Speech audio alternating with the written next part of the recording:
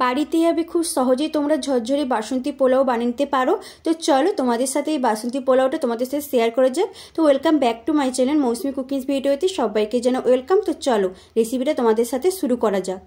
তো আমি বাসন্তী পোলাওয়ের জন্য কিন্তু এখানে মিনিকেট প্রিমিয়াম বয়েলড রাইস নিয়েছি। তোমরা এখানে তোমাদের পছন্দের ঘরোয়া চালও নিতে পারো বা এখানে বাসমতি চালটাও তোমরা ইউজ করতে পারো। তো চলো এখানে পরিমাপ মতো চালটা নিয়ে নিই। এখানে দেখো কাপের মাপে আমি এখানে 1.5 কাপ চাল নিয়েছি।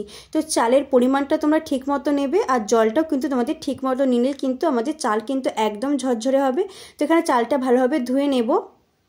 তো চালটা ধোয়া গেলে এখানে আমরা 1 থেকে 2 মিনিটের মতো চালটা ভিজে রেখে দেবো। এর থেকে তোমরা বেশিও ভিজে রাখতে পারো, টাইম অনুযায়ী তোমরা রাখতে পারো। তো এখানে জল বসিয়ে দিয়েছি। এবার জলের মতো পরিমাণ মতো লবণ দিয়ে দেবো এবং পরিমাণ মতো হলুদ দিয়ে দেবো। দিয়ে দেবো সাদা তেল আর 1 চামচের মতো লেবু রস দিয়ে দেবো। ব্যাস এবার চালগুলো দিয়ে দেবো।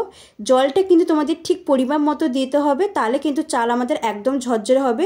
তো চাল এবং জল কিন্তু সমান হলে আমাদের চাল কিন্তু ঠিক এইভাবে ঝরঝরে হবে। দেখো চালটা কিন্তু একদম জল টেনে নিয়েছে আর আমাদের চালটা কতটা ঝরঝরে হয়েছে তোমরা কিন্তু ঠিক এইভাবে করবে।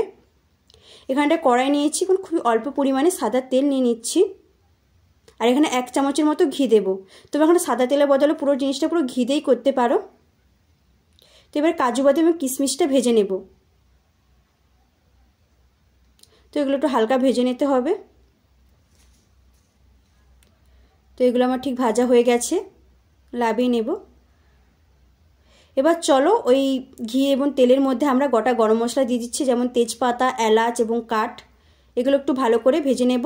এবার দিয়ে দেব আদা বাটা। তো এগুলো একটু ভালো করে ভেজে নেব। এবার এগুলো সব ভাজা হয়ে গেলে এবার আমরা ভাতটা দিয়ে দেব।